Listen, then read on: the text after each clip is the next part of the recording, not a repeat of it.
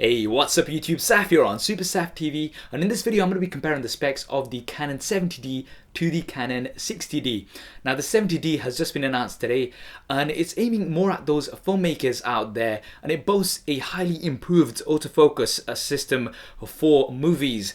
Now traditionally poor autofocus or lack of autofocus has been one of the biggest downsides of DSLR filming, but Canon say the 70D changes that. But how different is it to the 60D and what's been updated?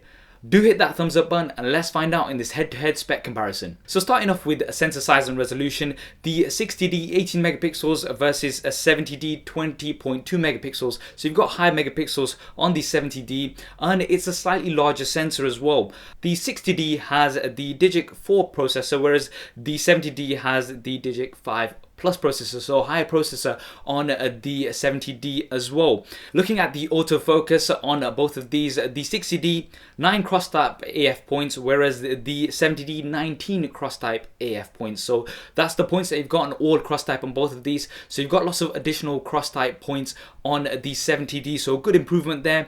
ISO 100 to 6400 on the 60D, the 70D 100 to 12,800, extendable to 25,600 on both sides. Personally, I don't shoot any more than about 6400 on most DSLRs, and that's even when it's really needed because you do start seeing noise.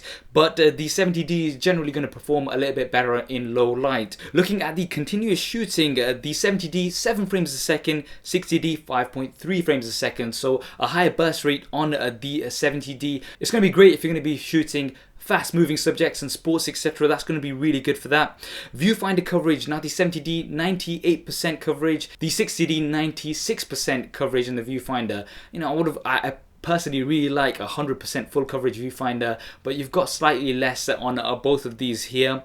Card slot, both of them have a single SD card slot, pretty standard here. I do like having a dual SD card slot, especially for backup and things, but both of these do have a single SD card slot. A few more similarities, both have a pop-up flash and a max shutter speed of 1/8000th of a second. Now we'll start looking at a bit more of the key differences between these two. The screen, to start off with, 60D has the 3-inch screen. Now it is a vari-angle screen, so you can swivel it out, and it's a 921K dot screen, so that's the resolution on there. The 70D does have an improvement on here.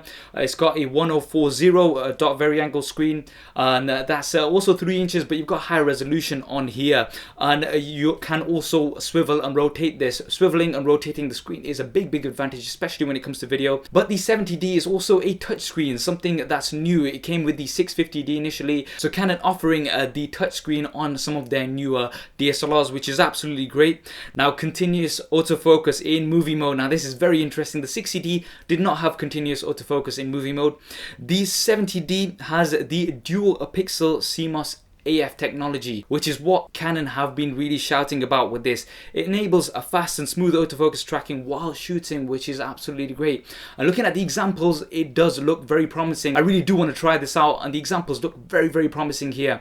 Now DSLRs, as I mentioned, that's been one of the biggest downsides, autofocus, and there's been other autofocus options, such as contrast detection previously, but it's not been that great, and you still get that search. But from the examples, it looks very smooth. Or it might be a little bit slower, but it does look very smooth from the examples, so really looking forward to checking that out.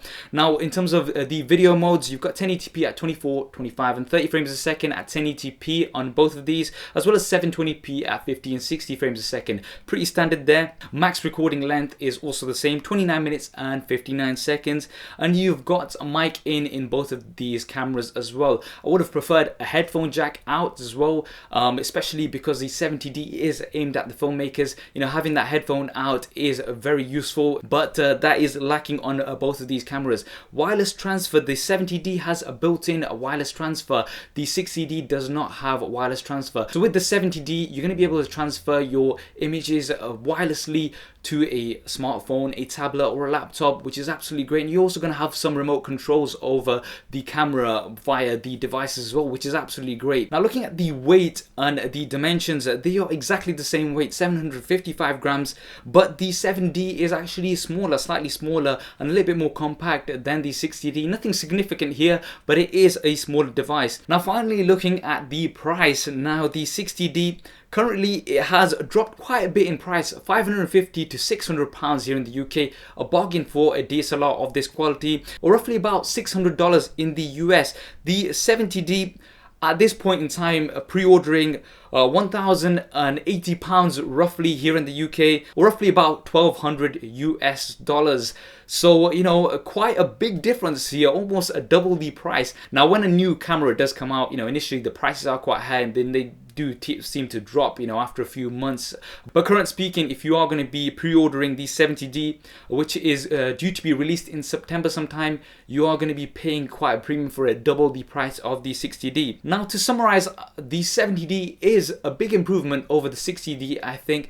But is that improvement worth double the price? You know, I'm not sure if that's the case right now. I do think the autofocus, the new autofocus system on the 70D is going to be its key selling point. And for the filmmakers out there, this is going to be a really, really big benefit. Which would you go for? Would you go for the 60D or the 70D? And do you think the 70D is worth the extra money? Do drop me a comment below and let me know your thoughts. I hope you enjoyed this video and found it useful. If you did, as always, please do hit that thumbs up button for me. It really does help me out. And why not subscribe to the channel? I've got plenty more videos coming up on here. Thanks for watching. This is Saf on Super Saf TV, and I'll see you next time.